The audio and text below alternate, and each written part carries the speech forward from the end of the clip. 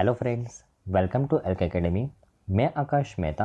आज हम डिस्कस करेंगे करंट अफेयर्स जनवरी 4th वीक के। Let's start with the first news. Okay, हमारी पहली न्यूज़ है फ्रेंड्स कि अभी रिसेंटली पीएम मोदी जी के द्वारा लॉन्च किया गया है प्रधानमंत्री सूर्योदय योजना। और ये प्रधानमंत्री सूर्योदय योजना टोटल 1 करोड़ हाउस होल्ड्स को मदद करेगी, बेनिफिट करेगी ये योजना, बराबर ना। तो ऐसी योजना के बारे में बात करते हैं। ओके, तो ऑन 22 जनवरी 2024 पीएम मोदी ने लॉन्च किया Pradhanmantri Suryoday Yojana, a government scheme to provide rooftop solar power system to 1 crore households, बराबर ना। 1 करोड़ हाउस होल्ड्स के ऊपर रूफटॉप को मतलब रूफटॉप सोलर को लगाने के लिए ये योजना लॉन्च की गई है, प्रधानमंत्री सूर्योदय योजना। और आप बोलो कि सर ये योजना तो बहुत पहले लॉन्च की गई है। हाँ, ये योजना 2014 के अंदर लॉन्च की गई है, बराबर ना। आप इसका अगर बैकग्राउंड देखोगे तो प्रधानमंत्री के द्वारा रूफटॉप सोलर स्कीम 2014 के अंदर लॉन्च किया गया है, बराबर ना।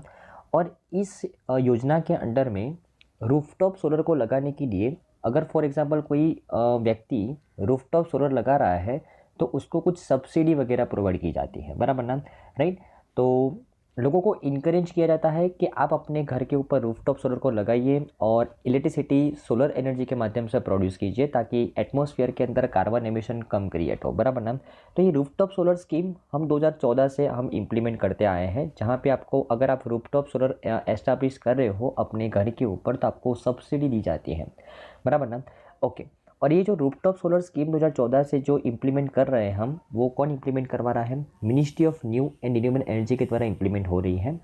और ये स्कीम जब लॉन्च की गई थी तब 2022 तक 40 गीगावाट इलेक्ट्रिसिटी प्रोड्यूस करने का टारगेट रखा गया था रूफटॉप सोलर के माध्यम से। और ये टारगेट को अभी थोड़ा सा एक्सटेंड किया गया है 2026 तक, बराबर ना। तो 2022 से लेकर 2026 तक ये टारगेट को एक्सटेंड किया गया है। और क्या टारगेट है? 40 गीगावाट हम रूफटॉप सोलर के माध्यम से प्रोड्यूस किए, ये टारगेट हमने सेट किया है, बराबर ना। तो उसी टारगेट को अचीव करने के लिए यहाँ पे 1 करोड़ हाउस होल्ड्स के ऊपर रूफटॉप सोलर लगाने की बात चली है, बराबर ना। कौन सी योजना के अंडर में? प्रधानमंत्री सूर्योदय योजना के अंडर में, बराबर ना, ध्यान में रखना है। तो ये स्कीम का टारगेट 40 गीगावाट रूफटॉप सोलर से प्रोड्यूस करना है 2026 तक। और इलेक्ट्रिसिटी को प्रोवाइड करना है through the solar rooftop installations along with the official additional income for the surplus electricity generation. अगर फॉर एग्जांपल कोई व्यक्ति ने सोलर रूफटॉप लगाया और उसके सोलर रूफटॉप के माध्यम से उसका कैपेसिटी ज़्यादा है उस सोलर रूफटॉप का, लेकिन उसका कंजप्शन बहुत कम है, तो उस व्यक्ति को सरप्लस इलेक्ट्रिसिटी जनरेशन के लिए इंसेंटिव भी मिलेगा, बराबर ना। तो डबल बेनिफिट, एक तो सेंट्रल गवर्नमेंट उसको असिस्टेंस दे रही है कि भाई आप इस योजना के अंडर में सोलर रूफटॉप लगाइए अपने घर के ऊपर, और उसके अलावा अगर आप इलेक्ट्रिसिटी को सेव करते हो, बराबर, तो आपको इंसेंटिव भी मिलेगा, बराबर। तो डबल बेनिफिट है प्रधानमंत्री सूर्योदय योजना के अंडर में, बराबर ना। तो 1 करोड़ सोलर रूफटॉप इंस्टॉलेशन करने की बात चली है, बराबर ना, इस स्कीम के अंडर में 2026 तक। और टारगेट है कि 40 गीगावाट एनर्जी सोलर एनर्जी हम प्रोड्यूस करें, बराबर ना, इस सोलर रूफटॉप के माध्यम से, बराबर ना। ओके, तो आई थिंक आपको इस न्यूज़ में अच्छे से समझ में आया होगा फ्रेंड्स। हमारी नेक्स्ट न्यूज़ है फ्रेंड्स कि अभी रिसेंटली इंडिया के द्वारा first indigenous generation artificial intelligence Bharat GPT launch किया गया, बराबर, उसके बारे में बात करते हैं, बराबर ना। ओके, देखो फ्रेंड्स, अभी तक आपने चैट जीपीटी का नाम सुना होगा। चैट जीपीटी, बराबर ना, हम बहुत यूज़ कर रहे हैं चैट जीपीटी का, बराबर ना। तो ये चैट जीपीटी क्या है? एक आर्टिफिशियल इंटेलिजेंस प्लेटफॉर्म है कि जहाँ पे आप रियल टाइम, मतलब फॉर एग्जाम्पल कोई भी लैंग्वेज में आप चैट करो, बराबर ना, कोई भी लैंग्वेज में आप एक दूसरे के साथ बात कर सकते हो, बराबर ना, ऑनलाइन बात कर सकते हो ये चैट जीपीटी प्लेटफॉर्म के ऊपर, बराबर ना। लेकिन वो इंडिया के द्वारा डेवलप नहीं किया गया है। तो चैट जीपीटी जैसा ही भारत जीपीटी लॉन्च किया गया है और इंडिया के द्वारा बनाया हुआ इंडिजीनियस पहला आर्टिफिशियल इंटेलिजेंस प्लेटफॉर्म है ही भारत जीपीटी, ध्यान में रखना है, बराबर ना। ओके, हमने कुछ समय पहले गूगल के द्वारा लॉन्च किया गया ये चैट जीपीटी जैसा ही एक वर्जन है बराबर ना, जो दुनिया का सबसे बड़ा आर्टिफिशियल इंटेलिजेंस प्लेटफॉर्म है बराबर। वो आपको नाम पता करना है कि वो गूगल के द्वारा रिसेंटली कौन सा ये प्लेटफॉर्म लॉन्च किया गया था, और ये भारत जीपीटी भारत के द्वारा डेवलप किया गया है, इंडिनियस मॉडल है बराबर, ध्यान में रखना है। ओके, और ये भारत जीपीटी डेवलप किसके द्वारा किया गया है, तो core private limited, core private limited नाम की एक कंपनी है जिसके द्वारा ये भारत जीपीटी लॉन्च किया गया है बराबर ना। तो एक लार्ज लैंग्वेज मॉडल है, और भारत जीपीटी का अगर मैं जीपीटी का फुल फॉर्म की बात करूँ तो उसका फुल फॉर्म क्या होता है, generative pre train transformers, generative pre train transformers बराबर ना। एक्चुअली ये जीपीटी क्या करता है, आर्टिफिशियल इंटेलिजेंस के माध्यम से लैंग्वेज को ट्रांसलेट करता है, वीडियोस को ट्रांसलेट करता है, टेक्स्ट को ट्रांसलेट करता है, वॉइस को ट्रांसलेट करता है। आपको ऐसा ही लगेगा कि आप कोई किसी के साथ रियल टाइम बातें कर रहे हो बराबर ना। अगर आप फॉर एग्जांपल आप गुजराती में या हिंदी में लिख रहे हो, सामने वाला फॉर एग्जांपल यूएस का पर्सन है, तो वो यूएस की ऑफिशियल लैंग्वेज के अंदर वो ट्रांसलेट कर देगा, सिंपल बराबर ना, सिंपल। तो ये जीपीटी का मतलब होता है जनरेटिव प्री ट्रेन ट्रांसफॉर्मर्स बराबर ना। तो ये भारत जीपीटी इंडिया के द्वारा लॉन्च किया गया है प्लेटफॉर्म है आर्टिफिशियल इंटेलिजेंस बराबर ना। Okay, this only Indian indigenous generative artificial intelligence platform, it is available across the channel in 14 plus Indian language with generative video, voice and text। तो यहाँ पे 14 प्लस इंडियन लैंग्वेज के अंदर अगर आप किसी के साथ बातें करना चाहते हो तो वो ऑटोमेटिकली ट्रांसलेट कर लेगा उनकी लैंग्वेज के अंदर बराबर ना। तो ये पहला ऐसा इंडियन जीपीटी प्लेटफॉर्म है जिसके माध्यम से आप 14 प्लस लैंग्वेज के अंदर बातें कर सकते हो बराबर ना, चाहे फिर वो वीडियो, वॉइस या फिर टेक्स्ट मैसेज क्यों ना हो बराबर ना। ओके, अगर मैं भारत जीपीटी के बारे में डिटेल में बात करूँ तो Bharat GPT is integrated for the voice modality in more then 14 Indian language. Voice modality के लिए 14 से ज़्यादा इंडियन लैंग्वेज को सपोर्ट करता है। 22 language for the text modality, text message के ट्रांसलेशन के लिए वो 22 लैंग्वेज के अंदर वो ट्रांसलेशन कर सकता है। और ये वॉइस मैसेज का, टेक्स्ट मैसेज का ट्रांसलेशन किसका यूज़ करके करता है, तो भाषिनी प्लेटफॉर्म का यूज़ करके करता है। भाषिनी के बारे में हमने बहुत बार पढ़ा है। भाषिनी का फुल फॉर्म क्या है, भाषा इंटरफेस फॉर द इंडिया। ये भाषिनी प्लेटफॉर्म भी जैसे आप गूगल ट्रांसलेट है ना, जैसे गूगल ट्रांसलेट, जैसे आप कोई भी सेंटेंस को अगर ट्रांसलेट करना है तो आप कैसे गूगल ट्रांसलेट का यूज़ करते हो, उसी तरीके से भारत के द्वारा भाषिनी प्लेटफॉर्म लॉन्च किया गया है जहाँ पे भी आप कोई भी लैंग्वेज को कोई दूसरी लैंग्वेज में ट्रांसलेट कर सकते हो। तो ये भाषिनी प्लेटफॉर्म के साथ पार्टनरशिप करके भारत जीपीटी के द्वारा 14 प्लस इंडियन लैंग्वेज को ट्रांसलेट किया जाएगा वॉइस के लिए, और टेक्स्ट के लिए 22 प्लस इंडियन लैंग्वेज को ट्रांसलेट किया जाएगा बराबर ना। ओके,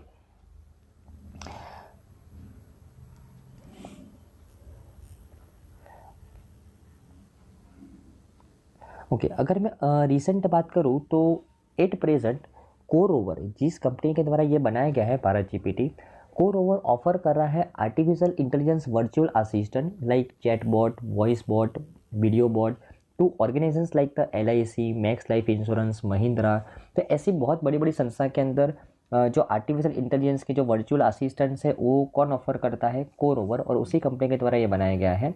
और core has the capability of integrating payment gateway and Aadhaar based authentication for the know your customer and various artificial intelligence components like speech to text, text to speech and sentiment analysis over ornament of India बराबर ना। Okay, तो core के पास ऐसे बहुत सारी technology है कि वो पेमेंट गेटवे और आधार बेस्ड ऑथेंटिफिकेशन को इंटीग्रेट कर सकता है KYC के लिए। उसके अलावा वो उसके पास स्पीच टू टेक्स्ट के, टेक्स्ट टू स्पीच के भी बहुत सारी टेक्नोलॉजी है जहाँ जिसके माध्यम से बहुत इजीली कन्वर्जेशन हो सकता है बराबर ना। ओके, तो ये बहुत बड़ा प्लेटफॉर्म है, कोर के द्वारा डेवलप किया है, ध्यान में रखना है बराबर ना। चलो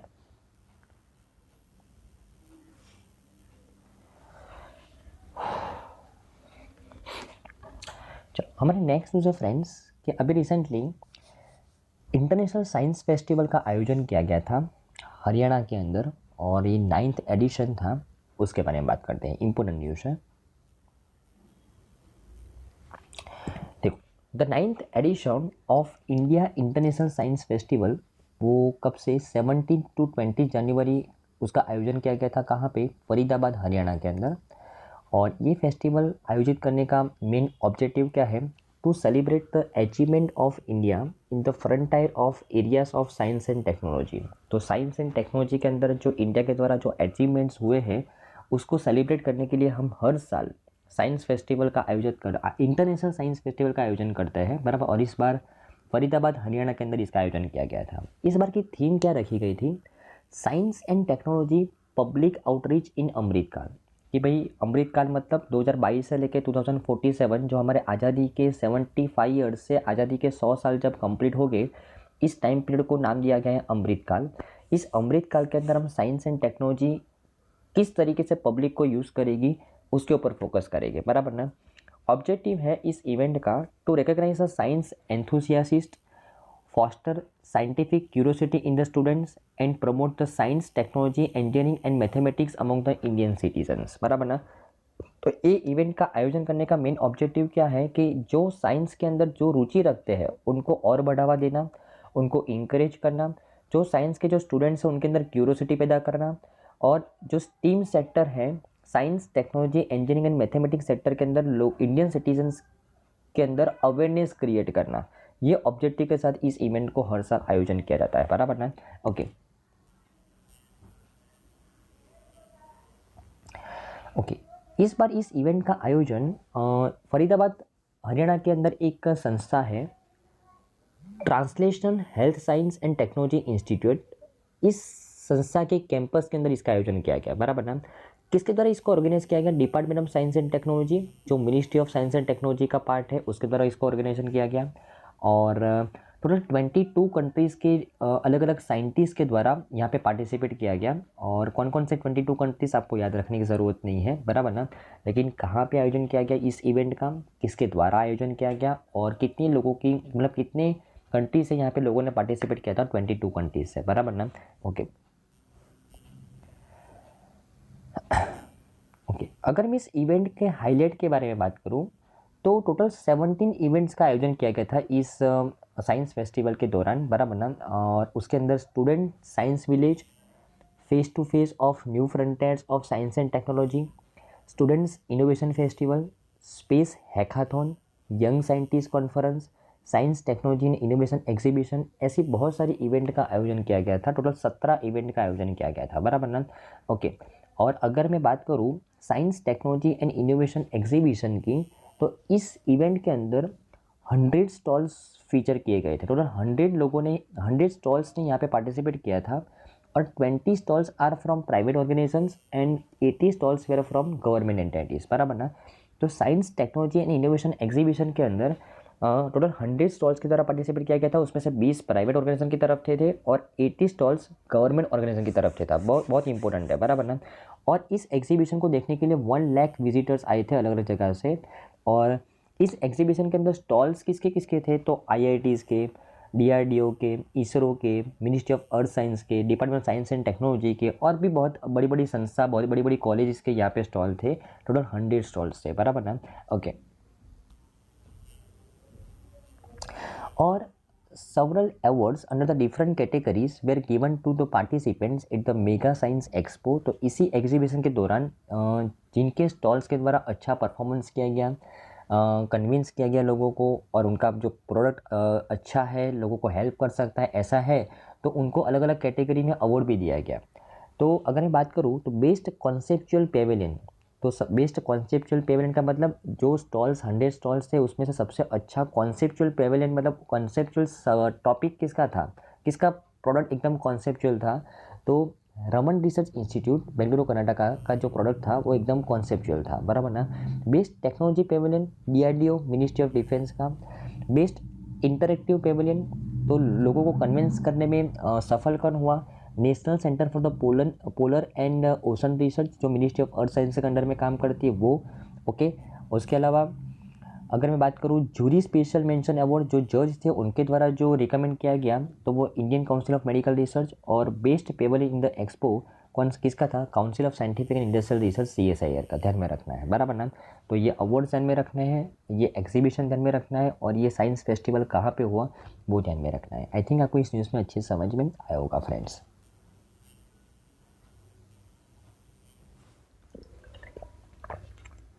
हमारी नेक्स्ट न्यूज़ है फ्रेंड्स कि अभी रिसेंटली हमारे जो एक्सटर्नल अफेयर मिनिस्टर है डॉक्टर जयशंकर जी, वो नॉन अलाइनमेंट मूवमेंट की समिट में उन्होंने पार्टिसिपेट किया था। और ये समिट कहाँ पे उसका आयोजन किया गया था? कंपाला के अंदर। तो उसके बारे में बात करें, बराबर ना।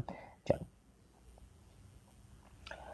Union minister doctor Subrahmanyam Jaishankar, ministry of external affairs के जो मिनिस्टर हैं, उन्होंने लीड किया था हमारे डेलीगेशन को कहाँ पे? 19th नॉन अलाइन मूवमेंट की जो heads of state and government की जो समिट हुई थी, कहाँ पे? कंपाला, युगांडा के अंदर, बराबर ना। वहाँ पे इंडिया को किसने रिप्रेजेंट किया था? हमारे एक्सटर्नल अफेयर मिनिस्टर जो एस जयशंकर है, उनके द्वारा रिप्रेजेंटेशन किया गया था, बराबर ना। और एक्चुअली ये मीटिंग युगांडा के अंदर क्यों हुई? क्योंकि युगांडा 2024 से लेकर 2027 तक ये नॉन अलाइनमेंट मूवमेंट का ये चेयरमैनशिप संभाल रहा है। 2019 से लेकर 2023 तक ये चेयरमैनशिप किसने संभाली? अजरबैजान ने, बराबर ना। और अभी 2024 से लेकर 2027 तक कौन संभाल रहा है? युगांडा संभाल रहा है, ध्यान में रखना है, बराबर ना। ओके, इस बार की थीम क्या रखी गई है इस मीटिंग की? तो deepening the cooperation for the shared global affluence, बराबर ना। तो कोऑपरेशन को डीपन करना है, बढ़ाना है ग्लोबल अफ्लुएंस को इम्प्रूव करने के लिए, बराबर ना। ओके, और टोटल 120 डेवलपिंग कंट्रीज के डेलीगेशन यहाँ पे इस समिट के दौरान पार्टिसिपेट हो रहे थे, बराबर ना। India, Nepal, Kenya, Sri Lanka, Vietnam, Iran, ऐसी 120 डेवलपिंग कंट्रीज़ के मेंबर यहाँ पे पार्टिसिपेट करने के लिए आए थे, बराबर ना। अगर मैं नॉन अलाइनमेंट मूवमेंट की अगर बात करूँ तो इस समिट का आयोजन हर 3 साल के अंदर एक बार होता है, बराबर ना। ओके, लास्ट समिट हुई थी 2019 के अंदर अजरबैजान के अंदर, बाकू अजरबैजान के अंदर, और अभी 2024 के अंदर हुई है। 3 साल के अंदर एक बार इस समिट का आयोजन होता है, बराबर ना। ओके,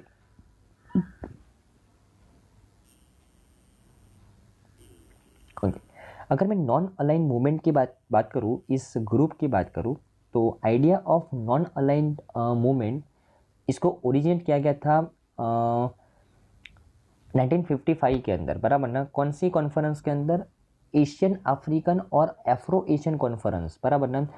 जो कॉन्फ्रेंस हुई थी इंडोनेशिया के अंदर, बराबर ना। तो उस कॉन्फ्रेंस के अंदर इसका ओरिजिनेशन हुआ था। और पहली बार नॉन अलाइन मूवमेंट का जो मीटिंग हुआ था, पहली समिट हुई थी 1961 के अंदर हुई थी, यूगोस्लाविया के अंदर, बराबर, बल्ग्रेड यूगोस्लाविया के अंदर, बराबर ना।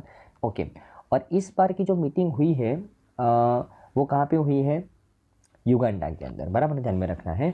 और नॉन अलाइनमेंट मूवमेंट वो यूएन के बाद सबसे बड़ा ग्रुप है। टोटल 120 मेंबर का स्टेट्स है, 653 अफ्रीकन कंट्री है, 26 अरेबियन अमेरिकन और कैरेबियन कंट्री है, एशियन पैसिफिक से 39 कंट्री, यूरोप से 2 और 18 ऑब्जर्वर कंट्रीज है एंड 10 ऑब्जर्वर ऑर्गेनाइजेशंस है। टोटल 120 मेंबर स्टेट्स है, यूएन के बाद सबसे बड़ा ग्रुप है ये, बराबर ना। ओके, ओके, तो बहुत इंपॉर्टेंट न्यूज़ है क्योंकि हर 3 साल के बाद ये इवेंट का आयोजन होता है। एक बार इसको रिवाइज कर ले कि अभी रिसेंटली नॉन अलाइन मूवमेंट की जो मीटिंग हुई थी, बराबर ना, वो 19th मीटिंग का आयोजन कहाँ पे किया गया था? युगांडा के अंदर, कंपाला युगांडा के अंदर, बराबर ना। ओके, और ये 2024 से लेकर 2027 तक उसकी चेयरमैनशिप कौन संभालेगा? युगांडा। 2019 से लेकर 2023 तक उसकी चेयरमैनशिप किसने संभाली? अजरबैजान ने, बराबर ना। और थीम इस बार की क्या रखी गई है? Deepening the cooperation for the shared global affluence, ये उस बार की थीम रखी गई है, बराबर ना। और हमारे इंडिया की तरफ से किसने पार्टिसिपेट किया? एस जयशंकर जी के द्वारा, बराबर ना। ओके, अगर मैं नॉन अलाइन मूवमेंट की बात करूँ तो उसका ओरिजिनेशन हुआ था 1955 के अंदर, लेकिन पहली मीटिंग कब हुई? 1961 के अंदर हुई, बराबर ना, यूगोस्लाविया बल्ग्रेड के अंदर, बराबर ना। और यूएन के बाद सबसे बड़ा ग्रुप है, 120 मेंबर स्टेट्स है उसके अंदर। और कौन से कंट्री के, कौन से रीजन के सबसे ज़्यादा कंट्रीज है वो आपको ध्यान में रखना है, बराबर ना। चलो,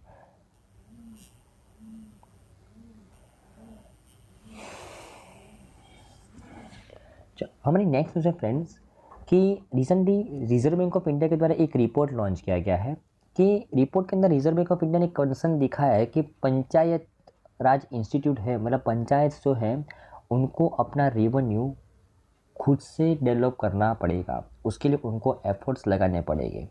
अभी ये रिपोर्ट आरबीआई के द्वारा क्यों लॉन्च किया गया? क्यों आरबीआई ऐसा कह रहा है कि पंचायत को अपना खर्चा खुद निकालना चाहिए, पंचायत को अपना रेवेन्यू खुद जनरेट करना चाहिए? आरबीआई ऐसा क्यों बोल रहा है उसके बारे में देखते हैं, बराबर ना। ओके, चलो देखो, हमारे देश में पंचायती राज इंस्टीट्यूट्स टोटल तीन लेवल पे होते हैं, बराबर ना। ओके, एक तो विलेज लेवल पे होते हैं, मंडल पंचायत होते हैं और जो ब्लॉक लेवल पे काम करते हैं, और एक जिला परिषद होते हैं जो डिस्ट्रिक्ट लेवल पे काम करते हैं, बराबर ना।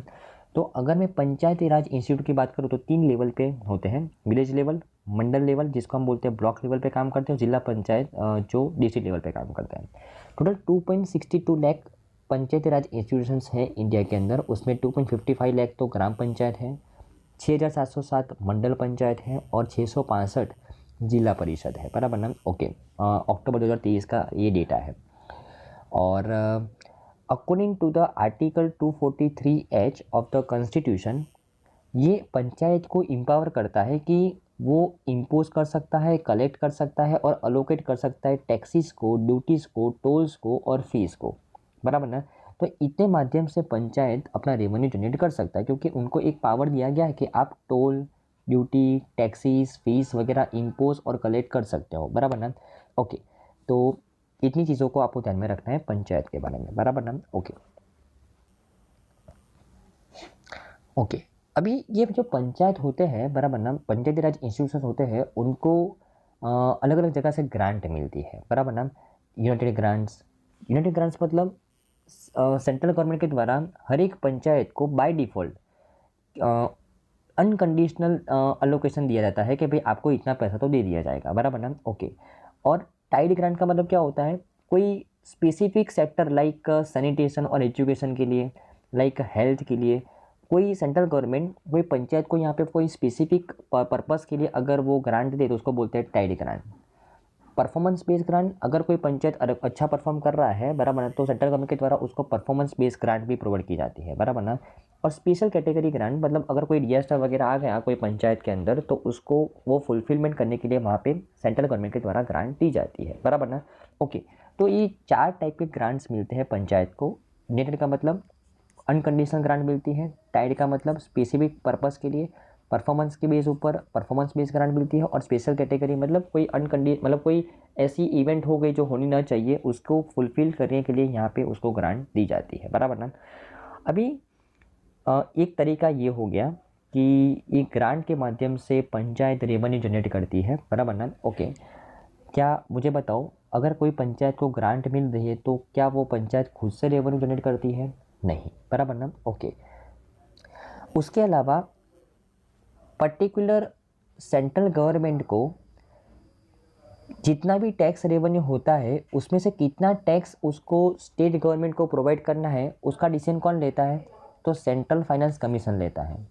लेकिन लेकिन अगर कोई स्टेट गवर्नमेंट का जितना भी टैक्स रेवेन्यू होता है, बराबर ना, उसमें से कितना पैसा, लेकिन कोई पर्टिकुलर स्टेट गवर्नमेंट का जो टैक्स कलेक्शन होता है उसमें से कितना पैसा पंचायत को देना है, बराबर, वो कौन डिसाइड करता है? स्टेट फाइनेंस कमीशन डिसाइड करता है। तो सेंट्रल गवर्नमेंट के पास जो पैसा पड़ा है वो आगे स्टेट में कितना देना है, पंचायत लेवल पे कितना देना है, डिस्ट्रिक्ट लेवल पे कितना देना है, वो कौन डिसाइड करता है? Central finance commission. लेकिन स्टेट गवर्नमेंट का जो टैक्स आता है उसमें से आगे डिस्ट्रिक्ट पे, ब्लॉक पे, ग्राम पंचायत पे कितना देना है वो कौन डिसाइड करता है? State finance commission. तो उनके द्वारा जो टैक्स कलेक्शन होता है वो पंचायत को उसमें से पैसा दिया जाता है। क्या वो पंचायत का रेवेन्यू है, लेकिन क्या वो उसका खुद का जनरेट किया हुआ रेवेन्यू है? नहीं है, बराबर ना।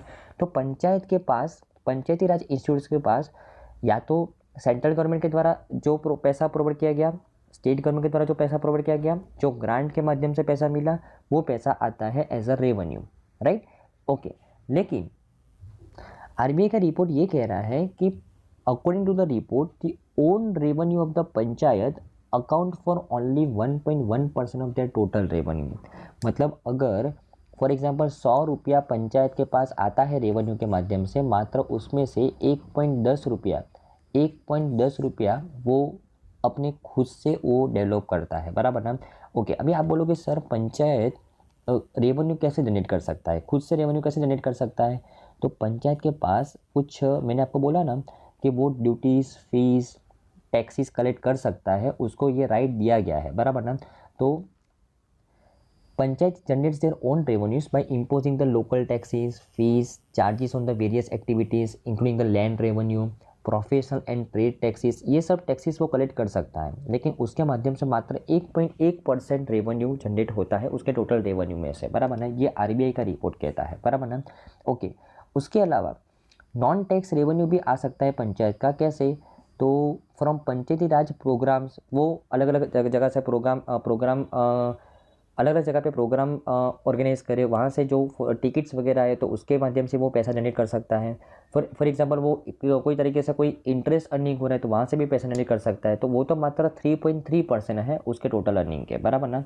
और बाकी 95% of their revenue comes from the grant और लिमिटिंग देयर स्पेंडिंग, बराबर ना। तो 95% का रेवेन्यू कहाँ से आता है, ग्रांट से आता है, बराबर ना। तो ये आरबीआई को थोड़ा सा लग रहा है कि हमको यहाँ पे थोड़ा सा फोकस करना चाहिए, बराबर ना। ओके, और उसकी अगर बात करूँ कि panchayat in the Tamil Nadu, Himachal Pradesh and Maharashtra and Telangana report the higher non tax revenue than others, तो ये सब राज्य के अंदर जो पंचायत है उनके जो नॉन टैक्स रेवेन्यू है वो बाकी राज्यों के नॉन टैक्स रेवेन्यू से ज़्यादा है।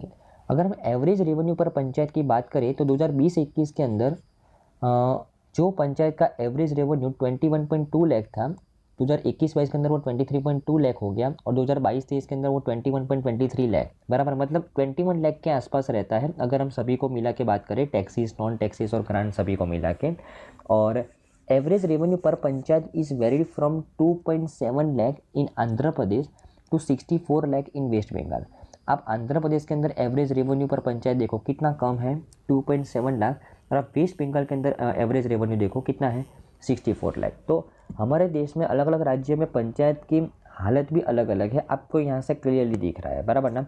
ओके, अगर हम एक्सपेंडिचर की बात करें तो एवरेज एक्सपेंडिचर पर पंचायत वो 2020 के अंदर 17.3 लाख था, और जो 2022-23 के अंदर 12.5 लाख हो गया, मतलब खर्चा बहुत कम हो गया है पंचायत का।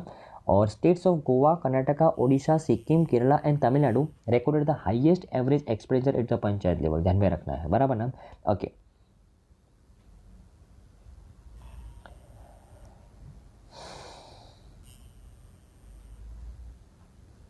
हमारे देश में 68% पॉपुलेशन पंचायत के अंदर रहती है, रूरल एरिया के अंदर रहती है, बराबर ना। तो इसके लिए पंचायत का इंपॉर्टेंस बहुत बड़ा है हमारे देश के अंदर, बराबर ना, राइट। तो आई थिंक आपको इस न्यूज़ के अंदर समझ में आया होगा फ्रेंड्स कि पंचायत क्या होती है, बराबर ना। ओके, और कितने लेवल पे होती है, और उसको कौन कौन से टाइप के ग्रांट मिलती है, और उनका जो खुद का रेवेन्यू है वो कहाँ से जनरेट हो सकता है और वो कितना है, ये रिपोर्ट किस तरह लॉन्च किया गया है, रिजर्व बैंक ऑफ इंडिया के द्वारा, बराबर ना। तो आई थिंक आपको इस न्यूज़ में अच्छे से समझ में आया होगा friends.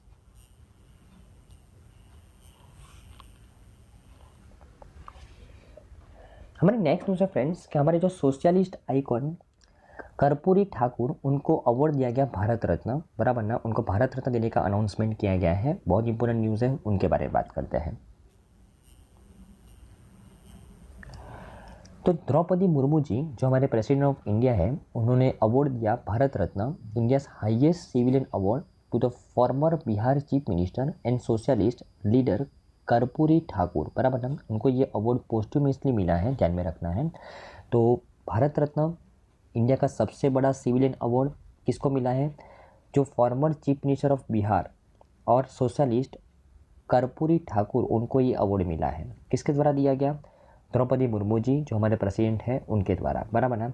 He becomes 49th recipient of the Bharat Ratna and 15 to be accorded the posthumously, बराबर ना। वो भारत रत्न रिसीव करने वाले 49th रेसिपेंट बने, और वो 15वें ऐसे रेसिपेंट बने कि जिनको ये मरणोपरांत ये अवार्ड मिला है, बराबर ना। ओके, ये अगर हम बात करें कर्पूरी ठाकुर जी की, तो he was well known for his efforts to uplift the backward class in the Bihar and was often referred as a Jan Nayak, peoples leader या तो फिर पीपल्स हीरो, बराबर ना। तो अगर मैं कर्पूरी ठाकुर जी की बात करूं जो बिहार के चीफ मिनिस्टर थे, उन्होंने अपने समय में बराबर बैकवर्ड क्लासेस को ऊपर लाने के लिए बहुत बड़ा काम किए थे, बराबर ना। और उनको जन नायक भी बोला जाता था, पीपल्स लीडर या तो फिर पीपल्स हीरो भी बोला जाता था, बराबर ना। और उनको ये अवार्ड देने का डिसीजन कब लिया गया, तो उनकी जो 24 जनवरी पे उनकी 100th बर्थ एनिवर्सरी थी, उसी दिन उनको ये भारत रत्न देने का अवार्ड देने का यहाँ पे डिसीजन लिया गया, बराबर ना। ओके ओके, और उनकी 100th बर्थ एनिवर्सरी के ऊपर हमारे जो होम मिनिस्टर है अमित शाह जी, उनके द्वारा एक कॉमेमोरेटिव कॉइन भी लॉन्च किया गया है 100 रुपीज़ का, बराबर ना।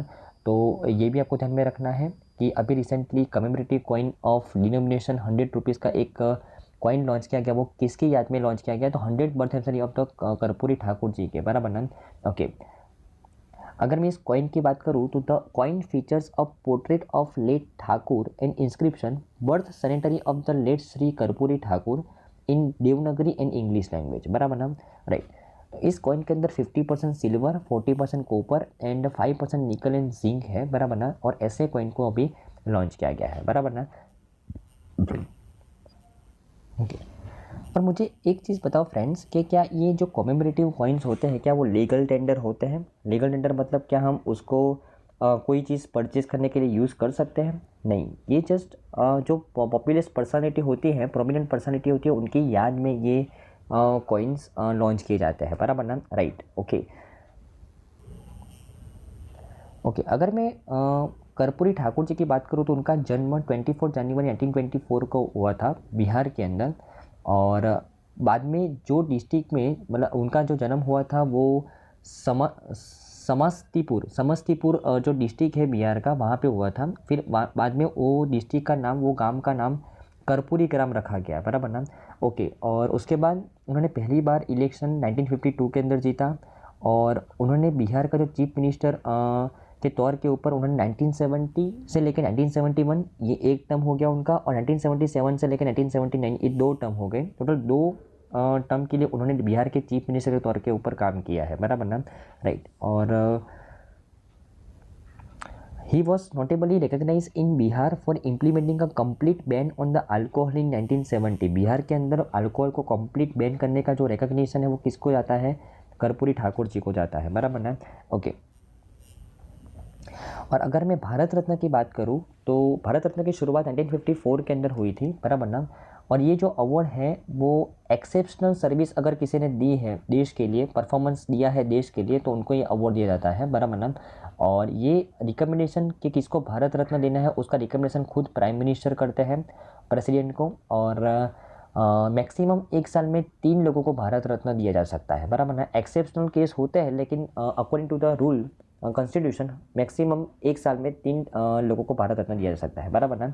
और इस अवार्ड के अंदर एक तो सर्टिफिकेट दिया जाता है प्रेसिडेंट के द्वारा, एक मेडलियन दिया जाता है, और कोई मॉनिटरी ग्रांट नहीं दी जाती है अंदर इसके अंदर, बराबर ध्यान में रखना है। ओके, तो आई थिंक आपको इस न्यूज़ में अच्छे से समझ में आया होगा फ्रेंड्स।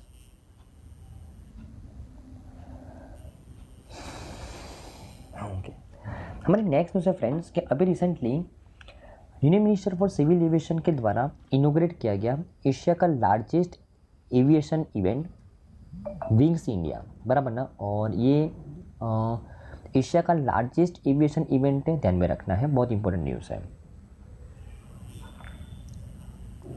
ओके, तो हमारे union minister for the civil aviation Jyotindra Scindia ji हैं, उनके द्वारा इनोग्रेट किया गया एशिया का largest aviation expo wings India 2024। कहाँ पे?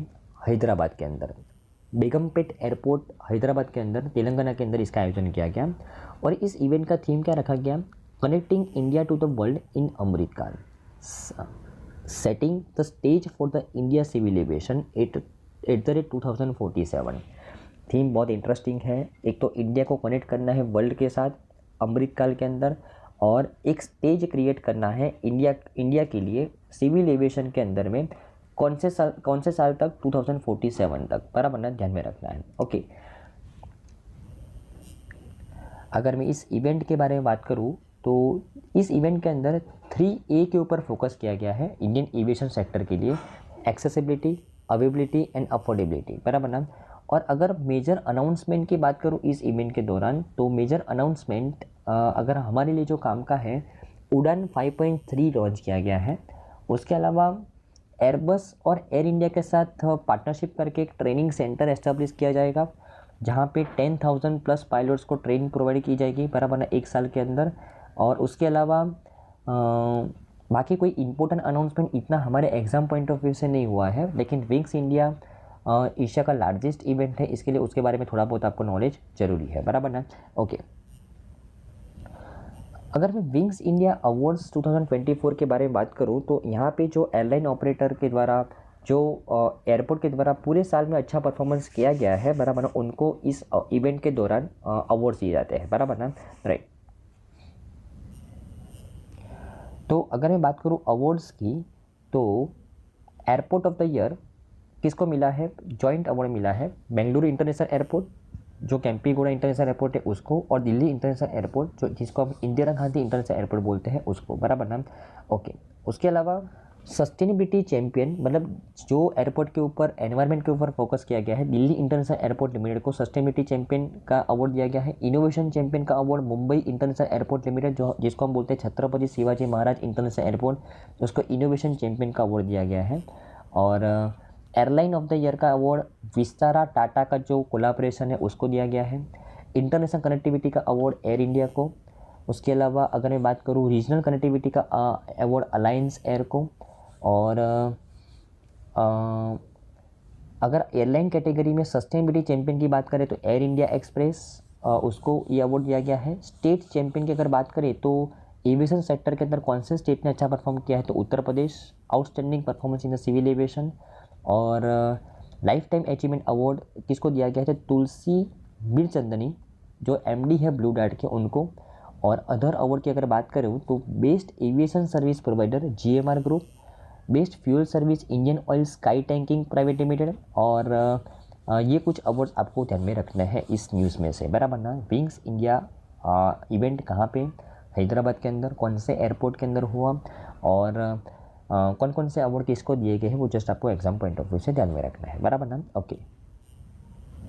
अगर मैं विंग्स इंडिया 2024 के बारे में बात करूँ तो ये इवेंट के अंदर टोटल 1 लाख से भी ज़्यादा विजिटर्स आए और ये एशिया का लार्जेस्ट सिविल एविएशन इवेंट है। और टोटल 25 एयरक्राफ्ट और हेलीकॉप्टर्स को यहाँ पे डिस्प्ले किया गया बराबर ना। एयर शोज़ और ड्रोन शोज़ भी किए गए बराबर ना।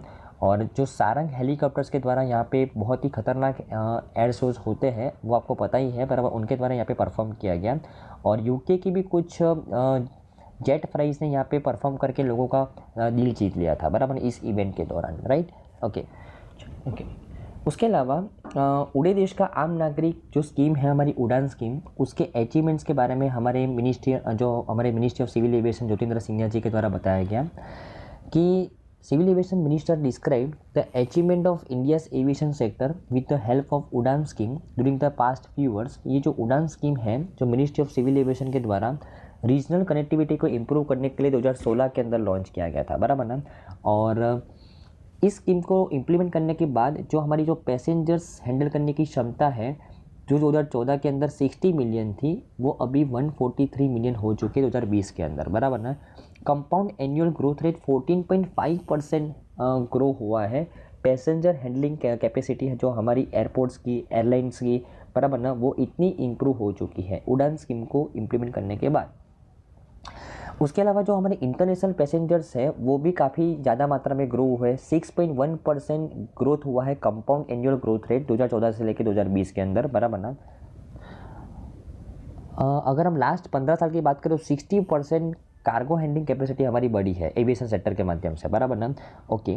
और टोटल 21 ग्रीनफील्ड एयरपोर्ट को इस स्कीम को इम्प्लीमेंट करने के बाद लाइसेंस दिया गया, उसमें से 12 तो ऑपरेशनाइज भी हो चुके हैं बराबर। ग्रीनफील्ड एयरपोर्ट का मतलब क्या हो गया, पूरा नया एयरपोर्ट बनाया रीजनल कनेक्टिविटी को इंप्रूव करने के लिए।